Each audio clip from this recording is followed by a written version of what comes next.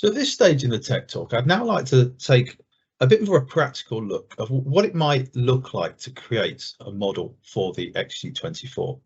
This isn't going to be a comprehensive guide, but hopefully it will give you an insight as to what the whole process might look like.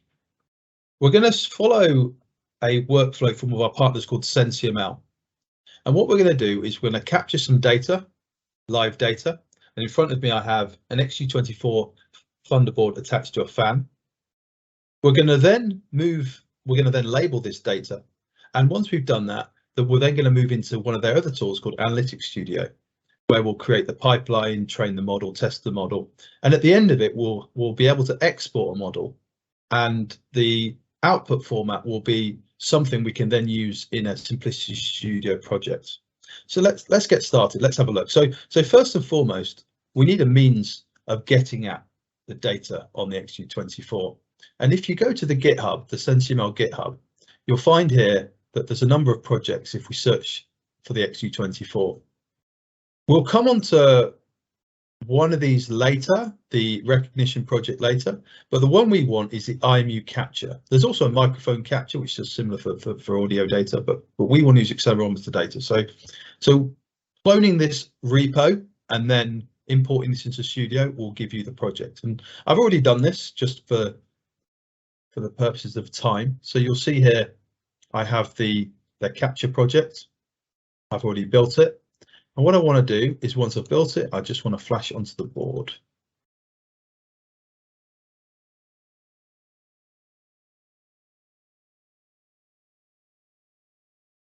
I then need to make sure that in this specific case, I'm using the correct board rate. So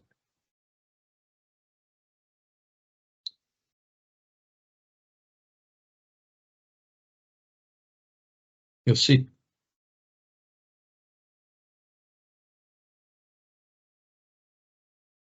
Sorry, config, that's one. You'll see why we need this rate later. This will become apparent. So now we have this. We're now in a position to switch to the data lab and connect to the board. So I've created a project called Fan Demo, and let's connect to the profile. We can select the XG27, XG24, sorry. And you'll see here that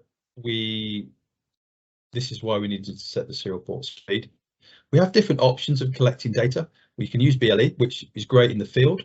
I'm on a desk, so we're going to just use a wire, or you can also use Wi-Fi as well. See the sample rates available and the types of sensors available. So let's go next.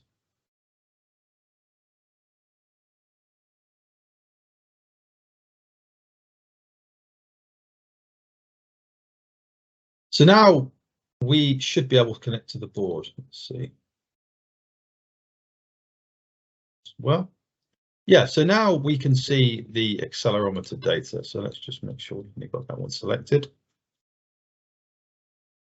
And so we're going to do a live recording now. We're able to label this. So what we want to do once we have the data arriving in the platform, we want a means of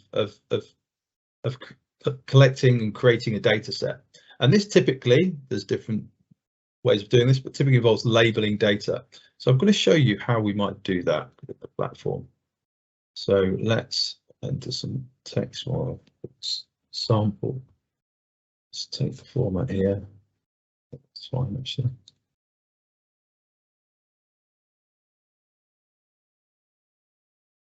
So we can actually, one of the nice features of this platform is we can actually label the data on the fly. So if we start recording, currently it's off, we can start labeling the off data. So let's take 10 seconds worth. Stop that. Let's turn the fan on. And we can label the on. Zoom up to 10 seconds.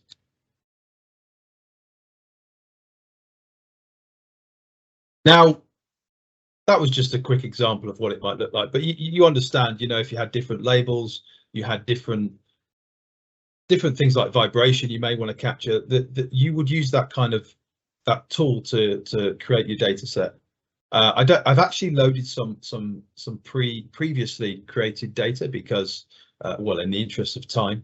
So I'm not actually going to even use this particular piece, but you understand how you would collect a data set by going through this process quite a number of times.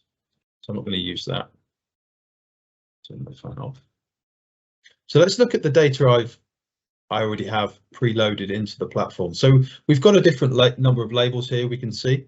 So we've got fan blocks, we've got off, we've got different types. And if you remember previously, so this data set needs to be divided up into test data that we use to test the model and training data that we'll then use at a later stage to make sure that we're correctly identifying the labels. So let's create some metadata. Let's split this set up into two. So we go to project settings, metadata. Let's create something called that.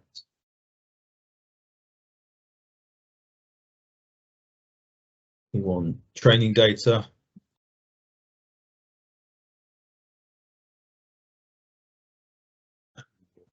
Test data.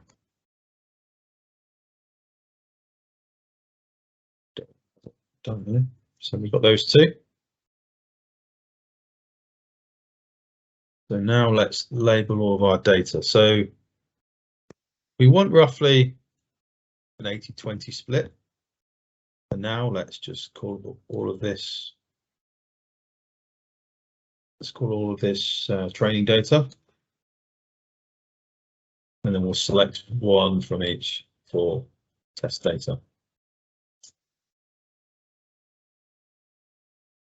So take one for flow, one for off, one for on, unknown, and one for vibration.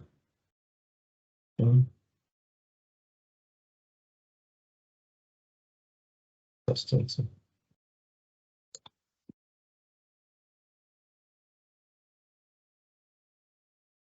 Put one for each. Okay.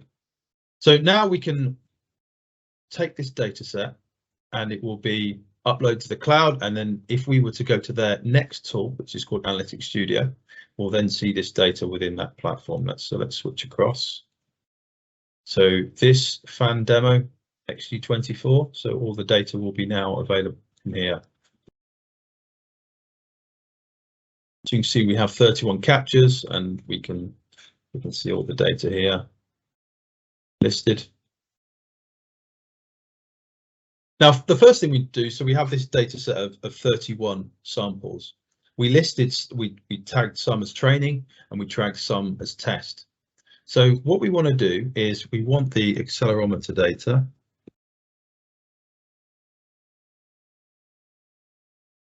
But we only want to input into our model, we only want to train our model with the training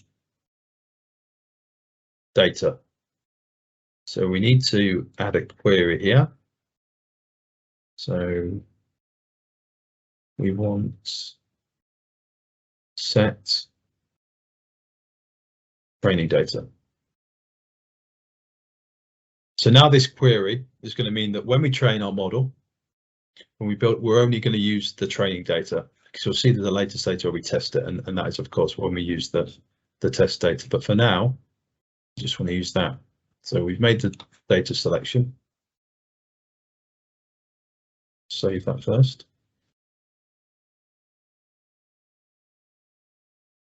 So you can see roughly the proportion of data here. So now we want to build a model. So I mentioned, we're not putting this raw data into a model. We need to somehow select the right algorithm so we can identify features. And really, these are patterns within the data.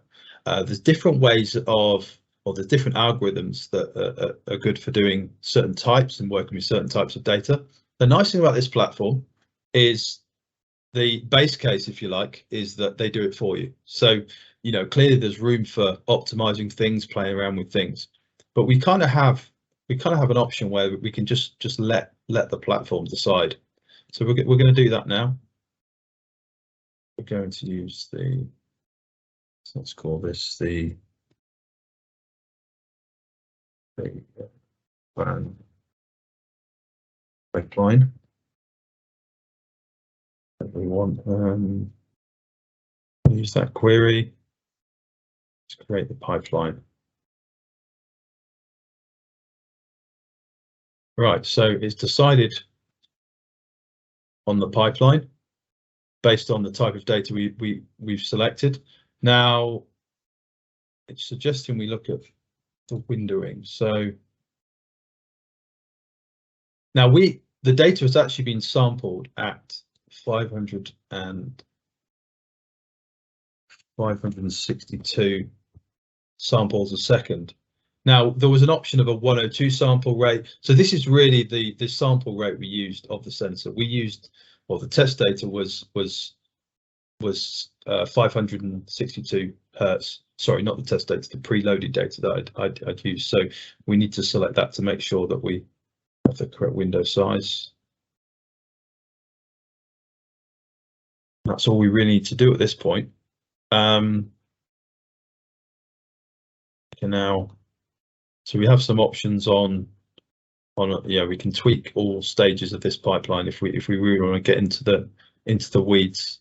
But if not, we can just optimize the platform, and this will run through the process in the back end of creating a pipeline.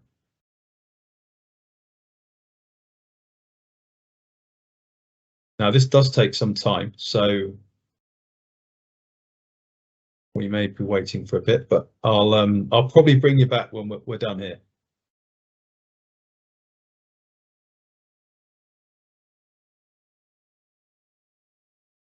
Right, so I'm back now. We've got the top 5 candidate models. So the AutoML has basically gone through a process of establishing features or using various algorithms, finding out features within the data, and it's selected 5 of what it thinks are the best choices for us based on the parameters we've set above. So now let's go to explore the models. So we can go for one of the 4. So let's go for the one. Let's go for the one with the highest accuracy. That makes the most sense, I think. Let's go for this one. Let's explore this one. So here we now have a confusion matrix. So actually it's categorized all of them pretty well. So it hasn't got mixed up between, say, vibration on. You would go through this data, including the visualizations, to work out kind of, are they clustered well? That there's all these features it's identified. You take a look at them, and it's at this stage where you might start looking at some particular samples and say, well, maybe I need more of a certain type. Maybe this particular one isn't so good. Maybe I shouldn't use it. And there's various things you can do here. I mentioned it's an iterative process, and it very much is. So you would go through the model training, model testing, and all those sorts of things a number of times until you get the right accuracy. And then we go through the test process. So here we select our test data. So let's choose the set, our test set, sorry. And we can use this set then to put it through the model. It will say, well, we need to basically check whether it correctly labels the data based on the features where it's looking for certain features in the data. We need to then put this data through so that it hopefully at the end correctly labels the data, and then we know we've got a good test set. This is a relatively small test set. You'd expect to have more than this in a typical application. In the interest of time, I'm going to leave that because the last step took a little bit of time. I'm going to then download the model. So this is where we now can take what we have, we can export to a particular development platform. So let's take a look. Where's the MG24 now? So it's quite nice here. So it shows the amount of RAM the model requires, the amount of flash, the amount of stack size. So clearly the model you selected in the previous step, all these factors and the constraints can be placed in the pipeline. So you can get something that fits well. The kind of latency you'd expect to for inference is here. So it gives you some very nice information, predicted information, and then we can select. We selected a platform, library, large floating point. Yeah. Looks good. So now let's download the model.